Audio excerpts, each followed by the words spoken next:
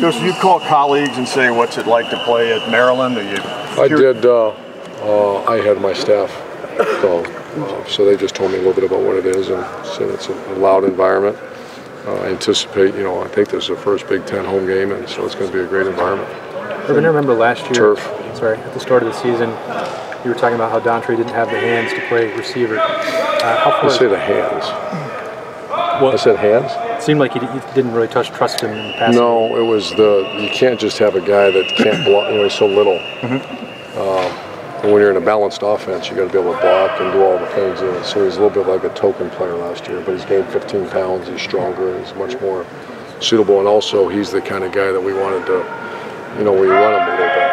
When you're real little, it's hard to run, so without getting beat up. So he's done a nice job getting big. We still want him to gain another 10 pounds. Did you envision him being a guy who could, lead a team in receptions like you did on Saturday?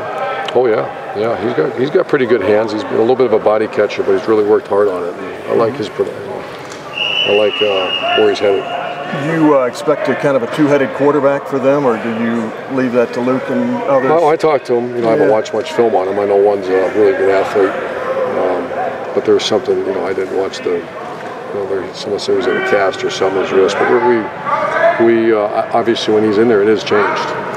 It's a much different offense than the other guys in there. So the quarterback run's a big part of it. So I don't think they're announced until game day. Yeah. Do games just run together, Coach, or does it's start of conference play? Is there anything different about approach to it? It's different. It is different, but not really. I mean, everybody's just survival mode about now you're getting guys banged up a little bit. It's week 5, week 6, whatever it is, and it is Big Ten does make everything a little different, but.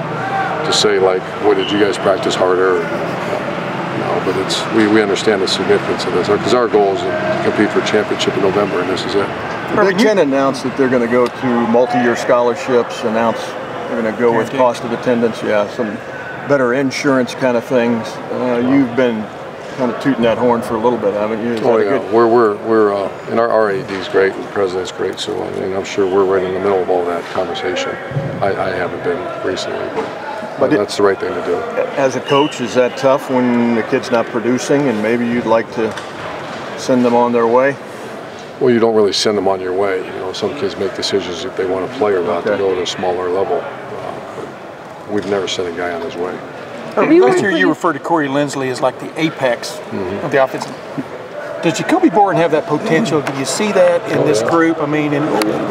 Just him specifically. He's kind of had to battle for that spot and stuff. But what do you see coming out of him? That's what he is. He's a battler. He's an undersized guy. His survival rate is because of Boren. He's a Boren.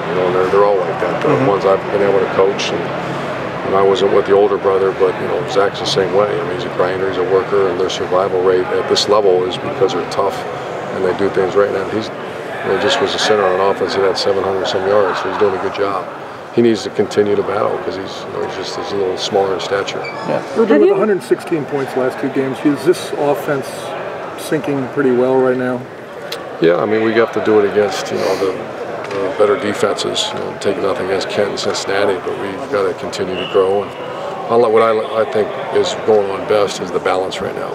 When you start looking up at the scoreboard and you see either 250 or 300 each, or that's a good sign. The last 2 years have been kind of run dominated, and to win those big games you can't be just 220 run and 68 pass. You're going to lose that game. Maryland's defense did a pretty good job against a potent offense last week in Indiana. Job. What stands out more than anything about their defense, Urban, as you think about it? Athletically, they're really good. They do enough change-up where there's completely two different looks that you have to prepare for in the secondary.